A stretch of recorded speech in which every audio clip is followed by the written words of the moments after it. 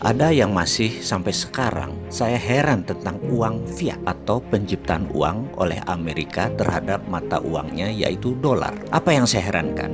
Mereka boleh mencetak uang sesuka-suka mereka, tetapi kalau rupiah mau mencetak harus ada jaminan atau underlying, di mana IMF dan World Bank pasti ngamuk jika tanpa jaminan, terutama jaminannya adalah dolar dan emas. Ayo dong pakar ekonomi yang katanya pinter, bisa jelasin ini nggak? Sementara di sisi Amerika, sejak 15 Agustus 1971, tanggal di mana Amerika memutuskan bahwa dolar tidak menggunakan emas sebagai jaminan cetak penerbitan uang tersebut, itu merupakan tanggal paling bersejarah bagi Amerika. Jauh lebih bersejarah dari terbebasnya perbudakan oleh Lincoln, dan jauh lebih bersejarah dari terpilihnya megalomania yang bernama Donald Trump. Karena sejak saat itu Amerika menjadi negara yang sangat kaya. Kenapa? Karena mereka suka-suka cetak uangnya. Sesungguhnya kita harus berani menantang hal ini, terutama para pakar ekonomi kita, dengan pertanyaan sederhana, terbitnya dolar itu berdasarkan apa?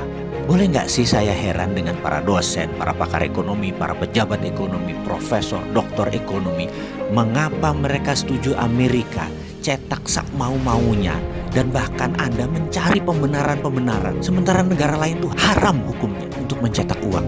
Dan hebatnya lagi pejabat negara yang pasrah bongkoan dengan konsep ini tuh banyak. Saya tidak habis pikir, apa yang menyebabkan banyak negara tidak berani cetak uang sendiri seperti Amerika? Inflasi. Kok Amerika cetak sak mau-maunya, inflasi mereka di bawah 3 atau 4% sih? Subprime mortgage, skandal keuangan menghentak ekonomi Amerika hingga 8 juta pengangguran dan merugikan triliunan dolar di tahun 2008 yang menghajar banyak lembaga mitra Federal Reserve seperti Goldman Sachs, JP Morgan dan lain sebagainya. Hanya sebentar selesai masalahnya dengan Federal Reserve printing money, billion dolar, lebih besar dari anggaran APBN Indonesia. Kita tanya kemudian, terus mana inflasinya di Amerika? Tahun depan ya, 2009 atau 2010, nggak lewat tuh 3% inflasinya. Mengapa Indonesia tidak ikut Amerika juga cetak duit? Ada emang yang menahan? Oh ada. Yang namanya pakar ekonomi. Kayaknya ini biang masalah. Para pakar ini bisa kita curigai jangan-jangan mereka sebenarnya yang berkedok dengan pakar ekonomi tersebut, yang merasa pintar ekonomi, yang udah dicekoki guru dari John Maynard Keynes, Milton Friedman, ilmunya Friedrich Hayek, ilmunya Ludwig von Mises, terus merasa paling benar dan paham ilmu ekonomi. Jadi harus tetap ikut aturan IMF, taat pada dolar, taat pada Amerika. Kita harus pasrah bongkokan dengan aturan World Bank dan IMF.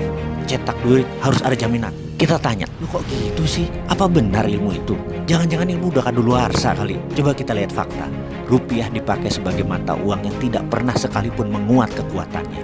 Yang katanya oleh pakar ilmu ekonomi mereka itu teorinya benar, manut dengan IMF. Mana hasilnya? Mana buktinya teori yang Anda praktekkan itu tadi bisa membuat rupiah menguat atau Indonesia berjaya ekonomi? Tetap saja inflasinya besar tuh, bahkan defisit neraca perdagangan juga besar. Tetap rupiah melemah sepanjang jagat.